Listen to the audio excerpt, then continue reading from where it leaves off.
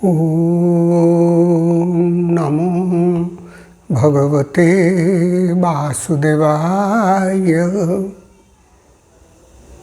Now, different Kriyavans from different lineages, they have asked certain questions on Kriya Proper, that is Kriya 1 or Kriya Pranayama, what we normally people call.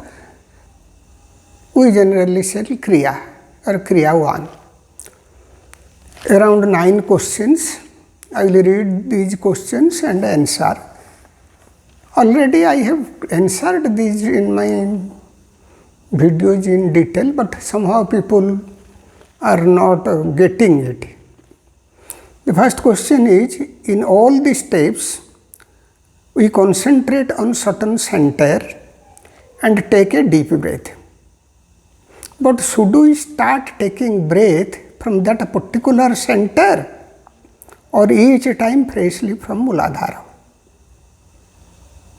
When you hear the questioner confuses between two things, one is Kriya Proper, that is Kriya 1 or Kriya Pranayama, and Kriya meditation. When we do proper Kriya or Kriya 1, each time we breathe in from Muladhara to the top and then exhale from top to the Muladhara. So, in Kriya Pranayama or Kriya, it is not breathing from different centers.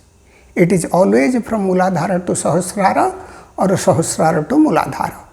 In some lineages, they do from Muladhara to Ajna and from Ajna to Muladhara.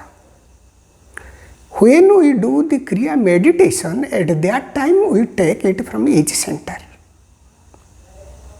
First from Muladhara, then from Swadhisthana. This is with meditation. Meditate at a center and then inhale. So in that stage we take from each center, from the center from where we are meditating. Maybe the person is not clear about all these two things, so he is mixing the things. Then second question is, what is the experience of initial practice of Kriya Pranayama? The Kriya Pranayama is not done for any experience. Any experience that we have in is just a vritti, a state of mind. Kriya is done so that all the vrittis are stopped. Mind becomes void. So that in that blank mind the consciousness is reflected. But we are looking for experiences. Of course, experiences to come for the initial practitioners. It can be good, it can be bad. Experiences are of a varied type, but that is dependent on the imprints on the practitioner's mind. Means on the subconscious mind of the practitioners. What are the imprints? Those imprints which reflect in the form of various visions. One may see lion, one may see elephant, one may see snake, one may see forests, one may see temples, one may see gods and goddesses, one may see devils, ghosts. All depends upon the experience that is imprinted from this past in this life or from past lives. So why we are looking for experiences? These things will come and it will go. But what they do is that if they liked it, they want to cling to it. If they disliked it, they want to hate it. That is not the proper way. Next question is, third question, does it feel complete path from Muladhara to Ajna or stepwise from Muladhara to heart? No. Kriya Pranayama is Muladhara to Ajna or Muladhara to Sahasrara. It is not from one chakra to another chakra, another chakra to another chakra. That technique is there, but that is not the fast Kriya technique or Kriya Pranayama technique. from hopping from center to center is done in Thokar Kriya, not in this first Kriya Pranayama technique. Then, where does the movement feels dorsal or ventral surface of the spine? That means he wants to say, when we breathe, where we feel the movements of the prana. First thing, a initial practitioner does not feel any movement of prana.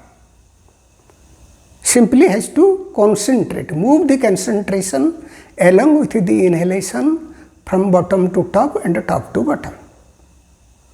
That is what moving the attention. Now the question is that where does the movement feel? When you will feel, you will know. If you are feeling dorsal, why you have to feel ventral? If you are feeling ventral, why you have to feel dorsal? That is your feeling, that is not an imagination. So whatever you feel, you feel. Normally the movement, when the movement of a prana takes, it is at the middle, not dorsal or nor ventral. But some teachers, they teach to inhale through dorsal and exhale through ventral side, because to give some support, extra support to the mind of the practitioner. But feeling is natural. As the feeling will come, you will go by with your feeling. You will learn it. Then the next question is, after Kriya, I was observing my breath during meditation. During breath up, it is normal. While breathe out, it gives me ocean wave sound at anahato. Is it normal? After Kriya, if you observe your breath, at that time, breath is not very forceful, because Kriya breath is strong breath. Kriya breath is forceful breath. In Kriya breath, you feel completely your lungs and empty completely, and moving your attention from bottom to top and top to bottom. Now, when you are observing, there are various techniques of observation of breath. Some people observe in the nose, some people observe at Ajna Chakra. The yogic way, Buddhist people observe in the nose. Yogic people, yoga especially says to observe at the Ajna Chakra, as it is said, Jagra Netra Doir Madhye Sthito Hamsa Sadachyuta. But one can also observe at Anahata or Visuddha. So it is not, he has not cleared where he is observing. Then, ocean-like sound, yes. If you do Kriya or if you do Hamsa, after the techniques, if you silence your mind, then internal sounds come. These internal sounds are of 10 different types. Normally, ocean-like sound does not come in the beginning. It comes much later. Initial sounds are like honeybee, bumblebee, bell sound, this type of sounds. Ocean sound comes much later. When ocean sound comes, almost mind becomes blank. Means you are even not able to observe it. I don't know if you are achieving that state. If you are achieving that state, then you will not make such a question, because that will be continuous. When you are breathing in and breathing out, maybe the person who is a questioner is breathing in a forceful manner, and so that breath sound he is mistaking as a ocean-like sound. Then, is this ascending and descending? This is the sixth question. Is this ascending and descending of focus moving slowly and linearly with breath? Yes. When you do Kriya Pranayama, you are ascending your breath and descending your breath. One has to move slowly in one rhythm and linearly along with the spine from base to top and top to down. Seventh question is, while breathing in and out, should we focus on spinal column as a continuous channel or in the discrete chakras or granthis or granthi locations? In Kriya Pranayama, when we breathe in and out, actually focus is moved in the spinal column from Muladhara to Sahasrara, Sahasrara to Muladhara, or from Muladhara to Agnya and Agnya to Muladhara. Here, the practitioner does not focus on the chakras. It is not chakra hopping. It does not focus on granthis. So, this is just a continuous movement of attention from top to bottom and bottom to top within the spine.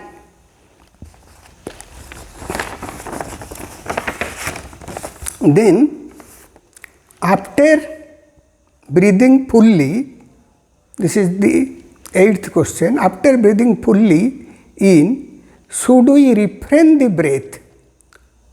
Short, long, should we retain the breath? Short, long or both? I like to holding breath for long naturally. In Kriya practice, after breathing in, we don't hold. Only holding time is the time taken between end of inhalation and beginning of exhalation. That is the holding time. Hardly 2 seconds, 3 seconds maximum. Because Kriya technique, holding is not given importance in the Kriya Pranayama. When holding, breath suspension will happen, it will happen automatically. So, this is neither a antarkumbhaka nor a bahirkumbhaka in Kriya Pranayama technique. When kumbhaka will happen, it will happen automatically. That is kevala kumbhaka. So, you may be liking to hold, but that is not the Kriya Proper technique. When breathing out, should we focus until Muladhara Chakra or can we release breath lower to the ground? No. Normally, when breathing out in Kriya 1 or Kriya Pranayama, we breathe out up to the Muladhara Chakra. And not that we will go beyond the Muladhara Chakra, penetrate the ground, then we will enter 1 feet below the ground or 2 feet below the ground. No, this is not the technique. Similarly, one can question while coming up, can I go 1 feet up, 5 feet up or cross the roof? No, this is not the technique.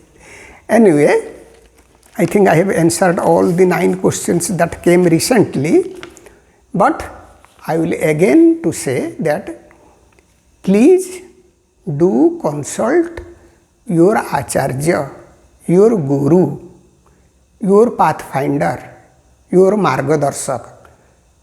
Simply, if you are not able to do, then just discuss.